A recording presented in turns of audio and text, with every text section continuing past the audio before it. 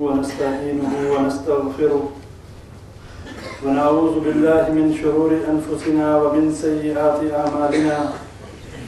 من يهده الله فلا مضل له ومن يضلله فلا هادي له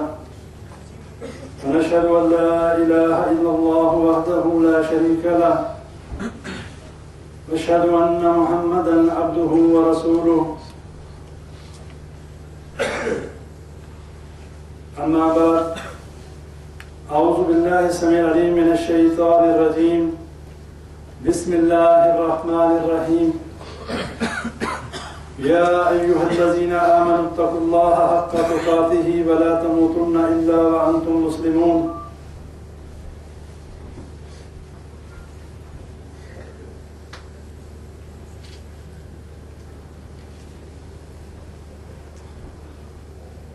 ومن يكفر بالطاغوت ويؤمن بالله فقد استمسك بالعروة الوثقى لا انفصام لها جس نے طاغوت کا انکار کر دیا اور ایک اللہ پر ایمان لے آیا، اس نے ایک ایسے مضبوط کڑے کو تھام دیا کہ جو نہ کبھی ٹوٹنے والا ہے اور جس سے نہ ہی وہ کبھی علیحدہ ہونے والا ہے۔ وہ ایسا مضبوط کڑا ہے کہ جس کو پکڑنے کے بعد اس کے لیے کامیابی یقینی ہے۔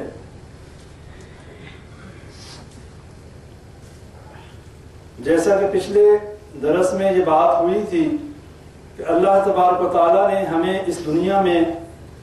اس لیے بھیجا کہ ہم اللہ کی عبادت کریں۔ جو اللہ تبارک و تعالیٰ نے جنوں اور انس کے پیدا کرنے کا مقصد بیان کیا، وہ مقصد یہ ہے کہ انسان اور جنات جو ہیں وہ اللہ تبارک و تعالیٰ کی عبادت کریں۔ وَمَا خَلَقْتُ الْجِنَّ وَالْإِنسَ إِلَّا لِيَعْبُدُونَ۔ اللہ بیان کرتا ہے سورہ ذاریات میں کہ میں نے جنوں اور انسانوں کو صرف اس لیے پیدا کیا کہ وہ میری عبادت کریں۔ اور یہ عبادت کا جو مفہوم ہے، یہ عبادت کا جو معنی ہے، جو ابھی ہم نماز پڑھ کے ہٹے، یہ بھی عبادت ہے۔ اور اس کے علاوہ جتنے معاملات جس چیز کا اللہ نے حکم کر دیا اور جس چیز سے منع کر دیا، یہ تمام کی تمام عبادات میں شامل ہے۔ اگر ہم اپنی زندگی اللہ کے حکموں کے مطابق گزارتے ہیں اور اللہ کی حرام کردہ اور اللہ کی منع کردہ چیزوں سے اپنے آپ کو بچاتے ہیں، تو یہ تمام کی تمام عبادت کے زمرے میں آتا ہے۔ اور اس کے ساتھ ساتھ عبادت کا مفہوم اس لحاظ سے بھی سمجھنا ضروری ہے کہ اللہ کی عبادت جو شخص کرتا ہے وہ غیر اللہ کی عبادت نہیں کرتا، اللہ کے علاوہ کسی اور کو معبود نہیں مانتا۔ توحید کا جو پہلا سبق ہے، توحید کے حوالے سے ہم انشاءاللہ کافی تفصیل میں اس کے تمام اقسام اور تمام معاملات جو ہیں توحید کی سمجھنے کے لیے انشاءاللہ ہم شروع کریں گے سلسلہ۔ اور آج جو بات ہم سمجھیں گے وہ یہ ہے کہ توحید کی اقسام کیا ہیں، اور ہم جو عبادت کر رہے ہیں، ہم جو اللہ کے آگے سجدے کر رہے ہیں، کیا یہ کر لینا کافی ہے؟ اس سے ہماری توحید جو ہے وہ خالص ہو جاتی ہے، یا اس کے علاوہ اللہ تعالیٰ ہم سے کچھ اور بھی مطالبہ کرتا ہے؟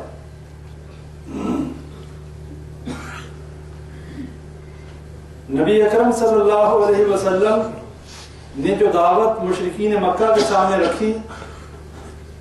جس کا اظہار ابو سفیان نے ہرقل کے دربار میں بھی کیا، اور وہ یہ بات سمجھتے تھے کہ اللہ تبارک و تعالیٰ نے نبی اکرم صلی اللہ علیہ وسلم کو مبعوث فرمایا، اور جو نبی اکرم صلی اللہ علیہ وسلم نے فرمایا یا ایھا الناس قولوا لا الہ الا اللہ تفلحوا تملکوا الارض والعجم، کہ اے لوگوں، نہیں ہے کوئی الہ، لا الہ، نہیں کوئی الہ الا اللہ، مگر اللہ۔ الہ کے معنی ہے کہ جس کی عبادت کی جائے، معبود کے معنی میں بھی آتا ہے، اور جس کسی کی بھی عبادت اللہ کے علاوہ کی جائے وہ طاغوت ہے، وہ غیر اللہ ہے، اور سب سے پہلے انکار ہے تمام باطل الہوں کا، سب سے پہلے نفی ہے، انکار ہے لا الہ کہ کوئی الہ نہیں الا اللہ مگر اللہ، سب سے پہلے انکار ہے، اس کے بعد اقرار ہے اللہ کی وحدانیت کا، اللہ کی معبودیت کا اور اللہ کے الہ ہونے کا۔ یہی سبق نبی اکرم صلی اللہ علیہ وسلم نے مشرکین مکہ کو دیا، اور ابو سفیان نے ہرقل کے دربار میں یہی بات کہی کہ اس نبی اکرم صلی اللہ علیہ وسلم کی دعوت یہ دعوت ہے، اور انہیں اس کا مفہوم سمجھ میں آ گیا، اسی لیے انہوں نے بغاوت کی، انہوں نے انکار کیا، انہوں نے اقرار نہیں کیا۔ کیوں؟ اگر ہم جیسے مسلمانوں کا حال ہوتا، اگر ہم جیسے مسلمانوں کی بات ہوتی جن کو نہ عربی کا پتہ ہے، نہ جن کو دین کا پتہ ہے، نہ جن کو یہ پتہ ہے کہ اس کلمے کا معنی کیا ہے، ہم تو فوراً طوطے کی طرح پڑھ لیتے اور یاد کر لیتے، اور اس کے بعد کام ہم نے وہی کرنے تھے کہ جو سارے کے سارے عقیدہ توحید کے منافی۔ لیکن وہ اہل عرب تھے، وہ عربی کو سمجھتے تھے، انہوں نے جب لا الہ الا اللہ کی دعوت سنی، انہوں نے انکار اس بات پر کیا کہ اگر ہم نے اس کلمے کا اقرار کر لیا تو ہمیں اپنے آباء و اجداد کی رسم و رواج اور ان کے تمام سلسلوں کو چھوڑنا پڑے گا، ان کا انکار کرنا پڑے گا، اور شیطان چونکہ ہمیشہ سے ہی لعین اور اللہ کی لعنتوں کا مستحق رہا، اور اس نے بھی انہیں اس بات پر پکا کیا کہ اگر تم لوگوں نے اس دعوت پر لبیک کہہ دیا، اس نبی کی دعوت کو قبول کر لیا، تو کیا ساری دنیا کہے گی تمہارے باپ دادا جاہل تھے، انہیں علم ہی نہیں تھا، انہیں جو وہ کرتے رہے وہ سب گمراہی تھی۔ یہ وہ انا تھی، یہ وہ سوچ تھی جس وجہ سے مشرکین مکہ نے نبی اکرم صلی اللہ علیہ وسلم کی دعوت کا انکار کیا، اور جن کو اللہ تعالیٰ نے توفیق دی، جن کی قسمت میں اللہ نے ہدایت لکھی تھی، جب انہوں نے لبیک کہا، اللہ تعالیٰ نے ان کی زندگیوں میں ان کو جنتوں کی بشارت دے دی، ان کو سرٹیفکیٹ ایشو کر دیے رضی اللہ عنہ و رضوا عنہ کے، کہ اللہ تم سے راضی ہو گیا اور تم اللہ سے راضی ہو گئے۔ کیوں؟ عمل تو کوئی نہیں کیا تھا ابھی،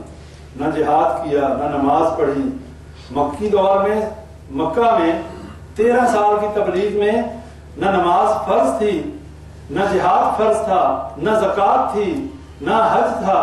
تو پھر یہ کون سی ایسی دعوت تھی کہ جس کے صرف لا الہ الا اللہ کا اقرار کرتے ہی وہ جنتی ہو گئے؟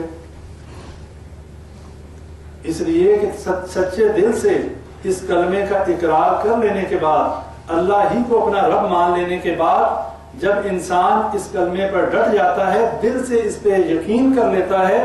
اس کے بعد اللہ تعالیٰ اس پر جنت کو واجب کر دیتا ہے۔